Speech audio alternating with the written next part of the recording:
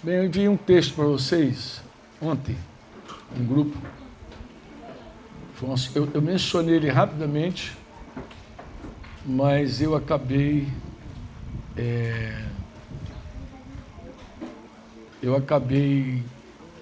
mencionando, mas não dando texto. E aí no final, acho que depois, no finalzinho, ou na hora do almoço, a Simone falou: Franco, me envia esse texto. Envia esse texto e eu mandei para vocês. Vocês chegaram a ver qual o texto que estou me referindo? Deram uma olhadinha? Acha aí. Acha aí. É um texto de 1 Samuel.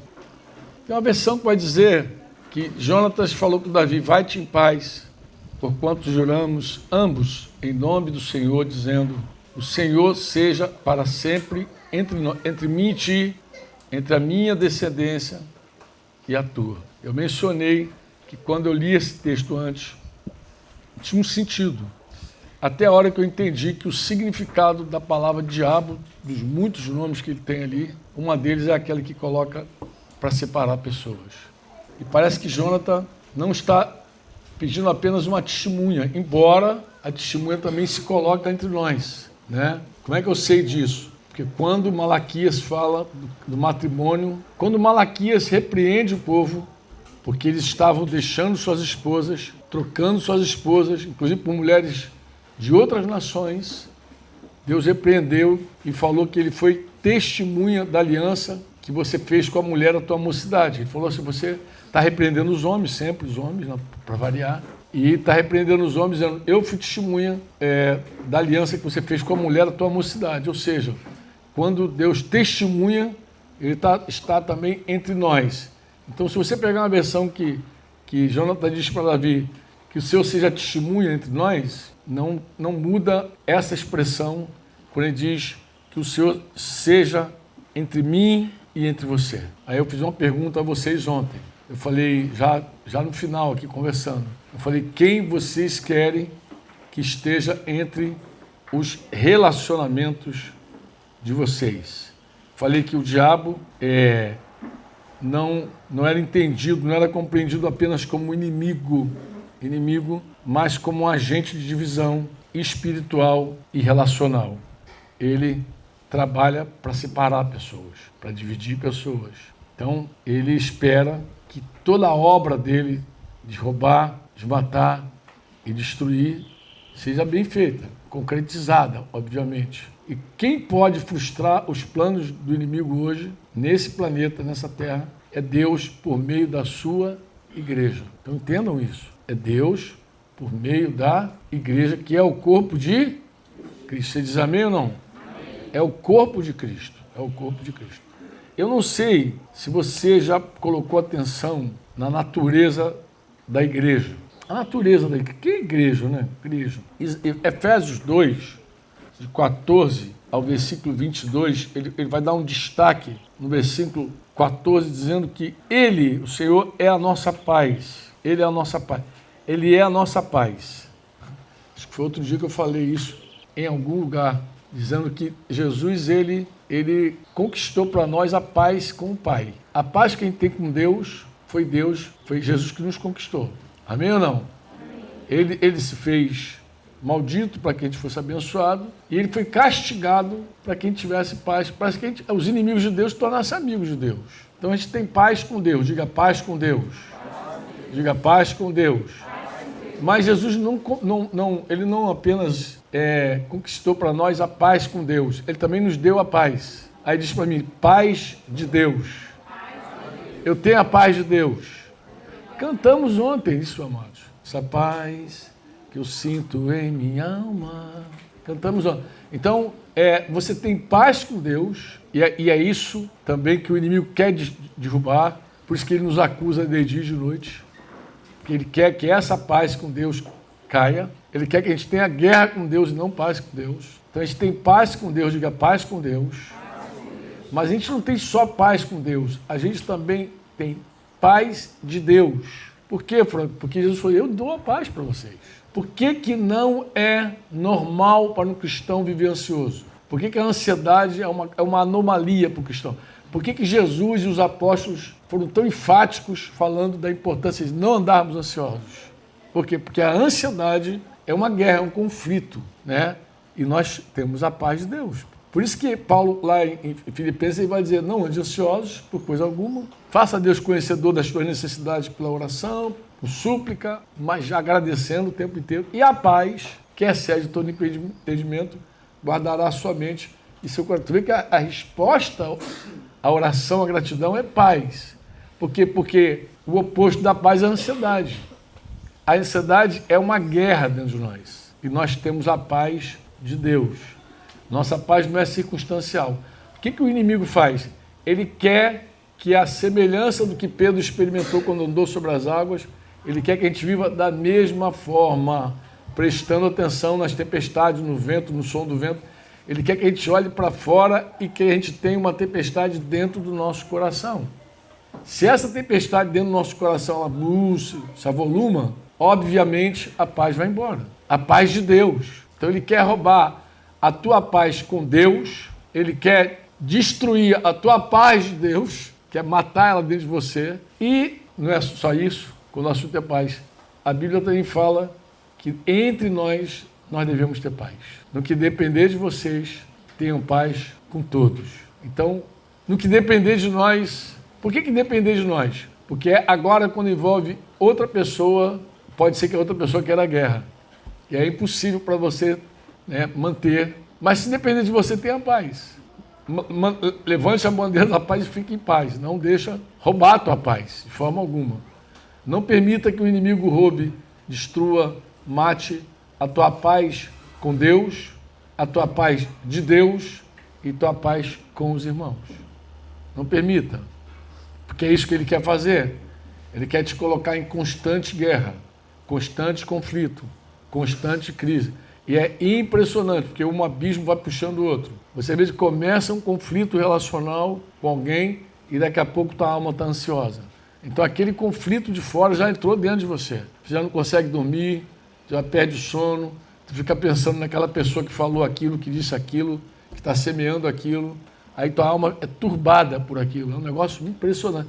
É impactante a obra do inimigo, porque ele vai turbando você de todas as formas, de todas as maneiras, querendo roubar essa paz tão preciosa que a gente tem com Deus, que a gente tem dentro de nós, que a gente tem com os irmãos. É um negócio terrível. Então, Paulo vai dizer aos Efésios que ele é a nossa paz, a qual de ambos os povos fez um, derrubando a parede de separação que estava no meio. Então o Senhor, ele conquistou paz para nós. Através da sua morte, ele conquistou essa paz. Amém ou não? Amém. E ele acabou com toda a divisão. O Senhor acabou com toda a divisão. Agora a igreja, ela é o povo de Deus, e não apenas o povo de Deus, ela é um povo só. Você diz amém ou não? Amém. Deus só tem uma igreja. A coisa mais triste da divisão é essa, quando você dá conta que tem gente que acredita que existe mais de uma igreja. Você fica triste quando alguém pensa que o fato de um prédio cair, um prédio fechar, que a igreja acabou. Cara, dá até vontade de chorar. Ou seja, a pessoa nunca entendeu o que era igreja. Nunca entendeu. Nunca entendeu. Se houvesse uma perseguição e o anticristo tirasse o prédio de todas as igrejas que existem aí, é provável que muitos cristãos presos, perseguidos, dizer, o anticristo roubou a igreja, destruiu a igreja. Por quê? Porque associa a igreja à reunião, ao prédio, sei lá o quê. Mas a igreja segue viva, se os irmãos estiverem vivos. Amém? Está lá, está vivo, a igreja segue lá. E ela segue uma. Vocês dizem amém ou não? Amém. Uma, ela segue uma. Eu não sei se vocês lembram lá do credo. Uma, santa, lembra? Apostólica e universal também, católica, né? Uma santa católica. Católica é universal, é o universo todo. É uma única igreja, um único povo, é uma só. E é interessante que Paulo vai usar uma figura também, no versículo 15 desse mesmo capítulo que eu falei, ele vai dizer, aboliu na sua carne a lei dos mandamentos na forma de ordenança, para que dos dois criasse em si mesmo um novo homem, fazendo a paz. Ele vai falar que a igreja é um só novo homem. Impressionante isso, né? O que é a igreja? Um novo homem. Um único ser, um único corpo, né? E que eram essas ordenanças, Franco? Eram ordenanças, essas eram uns costumes religiosos. Eu creio que num TM aqui de 3 anos atrás, acho que foi logo depois da pandemia, 22 que a gente veio para cá, não foi? Que a gente começou falando aqui, terminou em Itapetim, Pretinho. A gente falou sobre o Sermão da Montanha. Eu gastei ali um dia, 2 dias, acho que falo só sobre essa tradição judaica. Só um pouco da tradição. Gastei aí um tempo mesmo. Falamos bastante sobre isso, né? Sobre esses costumes religiosos, ritos, tradições humanas, né? Que não podem controlar mais os atos externos dos seres humanos. Não tem como. Vocês podem dizer amém ou não? E interessante que esses atos religiosos, essa tradição humana, essa religião humana, hoje a gente conversava, mas tudo vem de manhã também, né? O Pretinho estava contando como ele era militante político e dos brabos, que a polícia tinha que intervir e tudo. Mas como essa nossa tradição e a nossa política também, ela fomenta a hipocrisia e a rivalidade. É impressionante. Quanto mais religiosos somos, quanto mais cheios de tradições somos, mais hipócritas somos e mais rivais nós somos. Mas nós brigamos. Porque a gente vai ficando mais legalista, mais letra, e aí a gente começa a ficar... Isso vai desenvolvendo vai fomentando a nossa rivalidade, né? E o que Jesus faz? Ele satisfaz as exigências reais, legítimas da lei. Ele atende completamente isso quando ele morre por nós. Amém? Acabou completamente. A morte de Cristo pôs fim a essa velha humanidade aí, que já falamos aqui também, que eram caracterizadas por inimizades e divisões. Lembra? Odiando-nos uns aos outros. Odiando muitos, li Tito com vocês aqui, e odiando-nos uns aos outros. Então era uma natureza caracterizada por essa inimizade, essa divisão. E quando Jesus ressuscitou, Franco, Jesus Cristo, quando ele ressuscita, ele cria um novo homem, um homem corporativo, um homem comunitário, um homem relacional. Eu li um livro, tá? Eu não sei se ele tem em português, eu acho que ele só tem em espanhol. Um livro que fala sobre igreja, relacionamento, mas o autor ele dá um destaque muito interessante. Ele fala sobre um neurocientista, ou uma mulher, um homem, não me recordo agora, americano, que estudando a mente humana, é a neurociência, né? Ela chegou à conclusão de que os neurônios nossos, eles desenvolvem diferente quando nós estamos num contexto de dar e receber. Dar e receber. Então ele falou que quando um ser humano começa a dar e a receber, dar e receber, os neurônios passam a ter um desenvolvimento diferente. É uma pesquisa realizada por uma neurocientista. Ou neurocientista, não me recordo agora se é homem ou mulher, mas posso depois pegar o texto e mandar para vocês, se vocês me lembrarem. É uma pesquisa pequena, ele está citando no livro. Eu acho que eu até vi uma vez para um irmão que me pediu.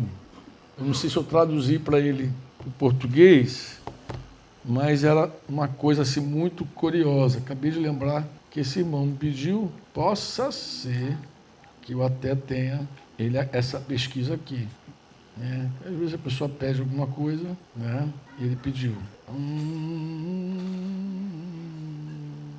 Vocês me dão paciência aqui de um minutinho? Vai que eu encontro aqui, eu leio para você exato aqui, que eu lembro que ele me pediu.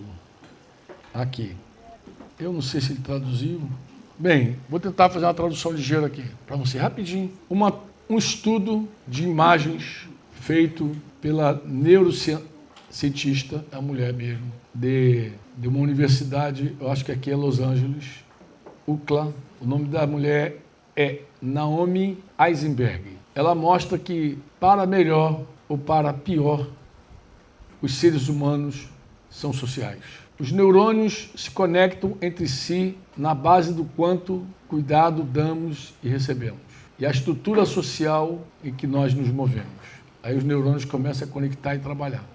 Inclusive, nos mínimos intercâmbios, nos mínimos relacionamentos, naquelas trocas, nas mínimas trocas, né? Enquanto nós recebemos cuidado, nosso cérebro são modificados. Interessante isso aqui, né? O que você acha? As relações baseadas no amor, que são recíprocas, alteram nossos cérebros de maneira significativa.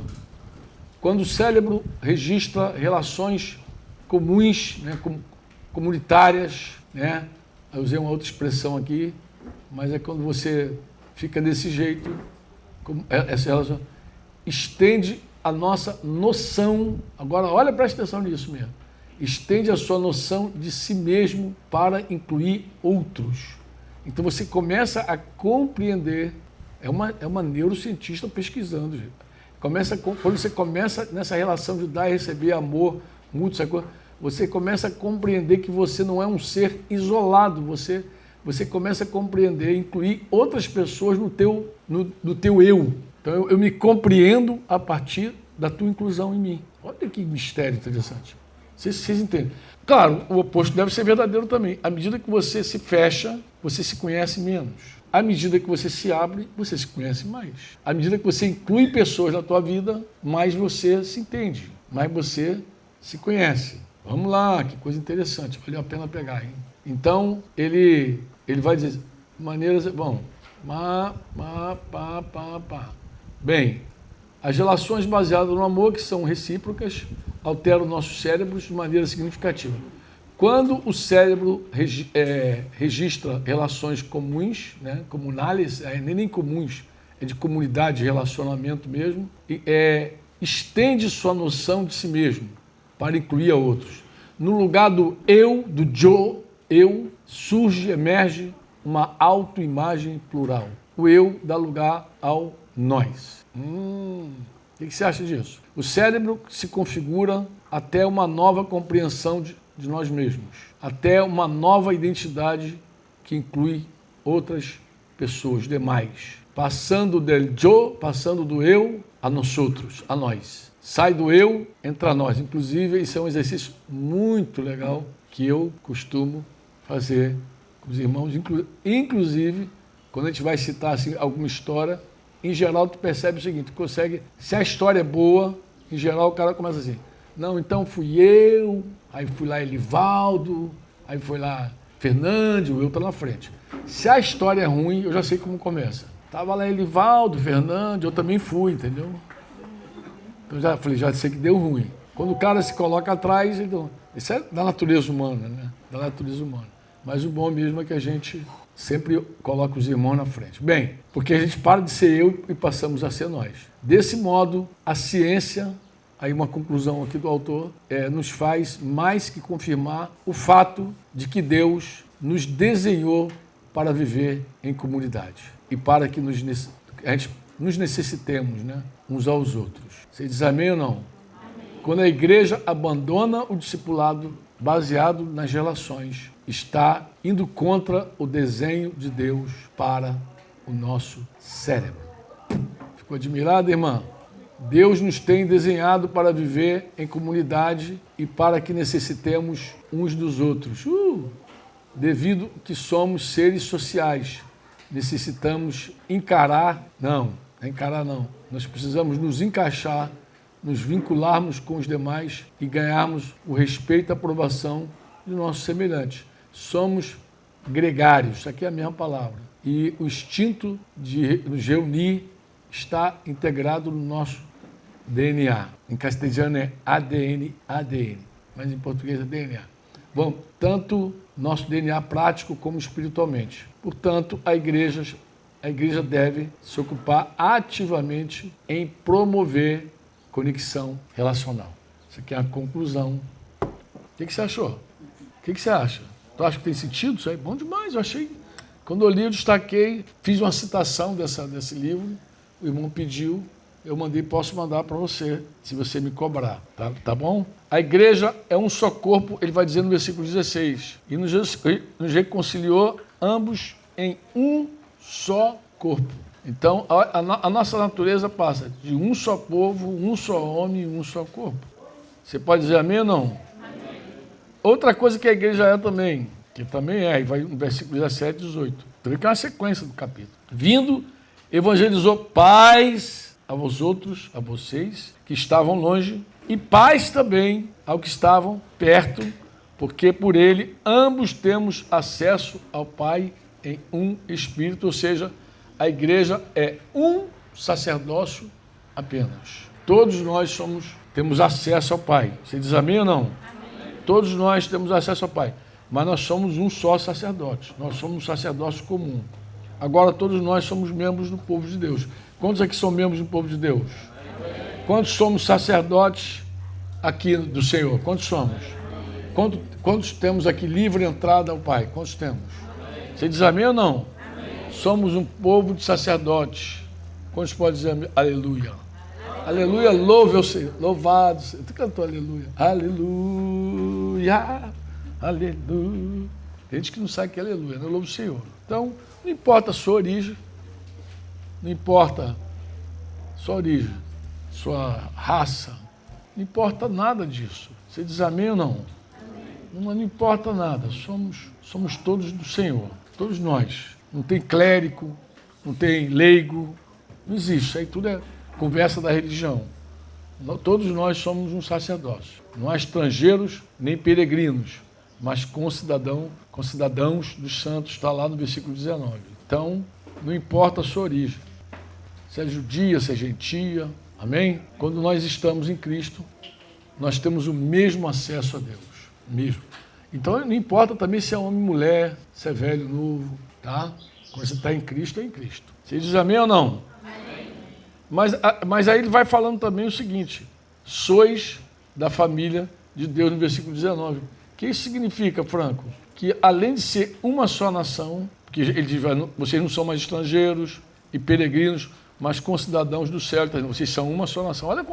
Olha a essência da igreja.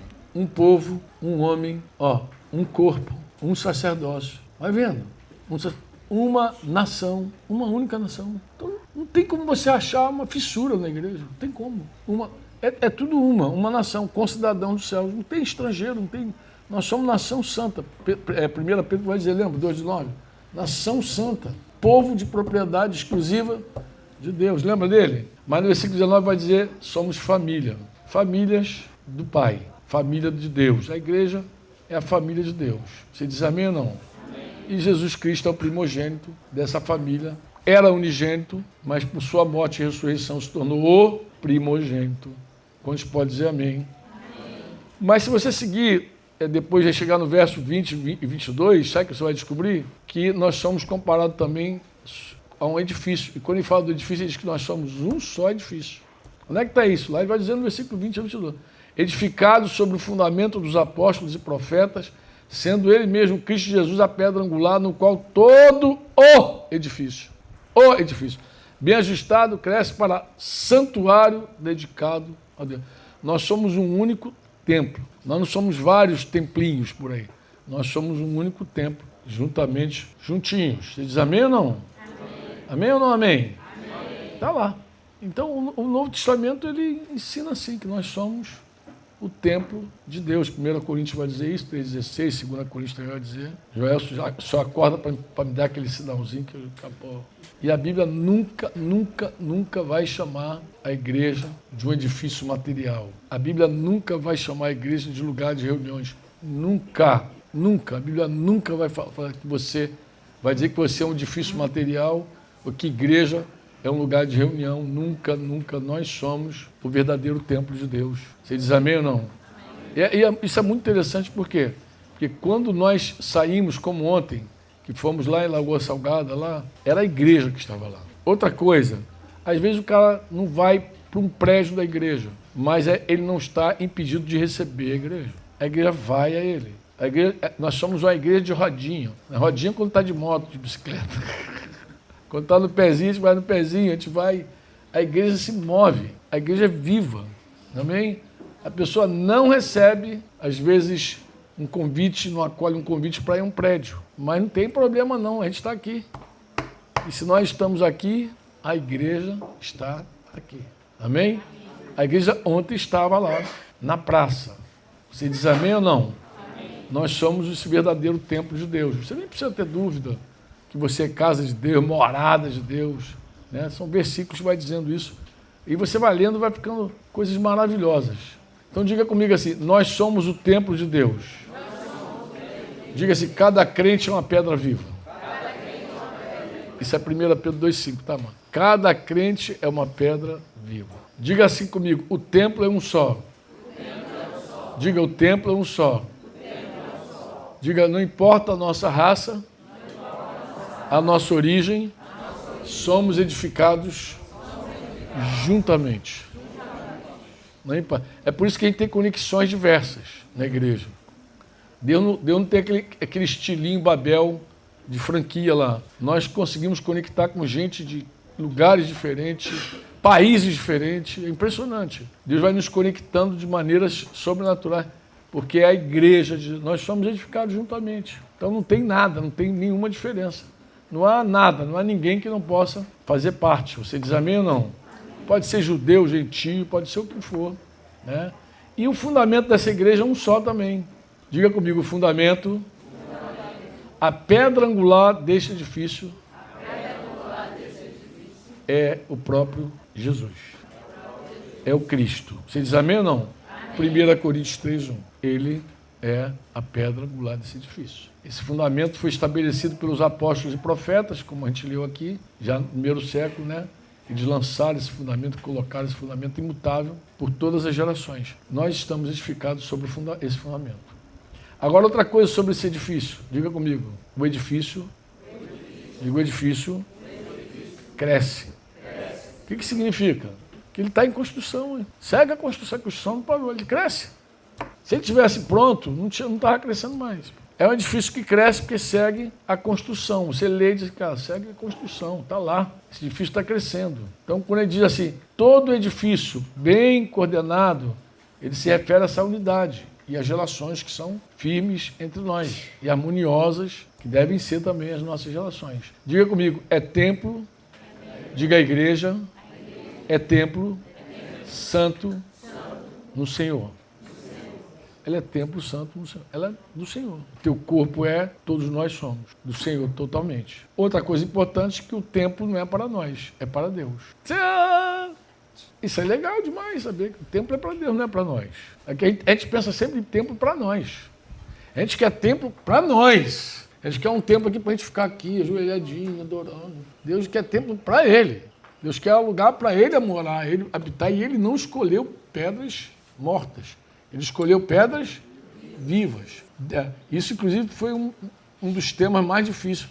Talvez tenha sido a gota d'água do sermão de Estevão lá. Ele falou, Deus não habita em santuários feitos por mãos de homens. Deus não habita. Isso encolerizou a turma. E se irritou profundamente. Como assim, não? Os caras tinham um templo lá de sacrifício, de adoração, mas ele falou, Deus não habita ali. O véu foi rasgado de cima a baixo. Mas quem quer um templo não somos nós, é o Senhor. O templo é dele. Quantos podem dizer amém? Amém. É para o Senhor, diga para Deus. Diga, Deus mora no seu templo.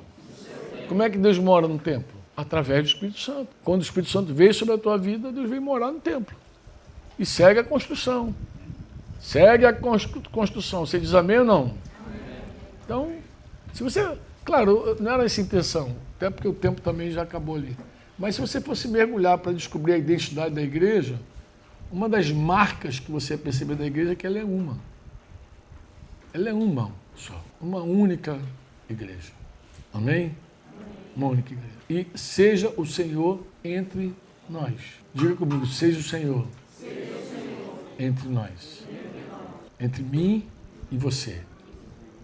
Entre a nossa descendência. A descendência pode ser natural ou espiritual, porque a gente também faz discípulos. Amém? E aqueles irmãos que a gente toca, que a gente cuida, que a gente serve, eles têm tanta unidade contigo e com a tua descendência, com os discípulos que você cuida também. Então, vamos para o intervalo.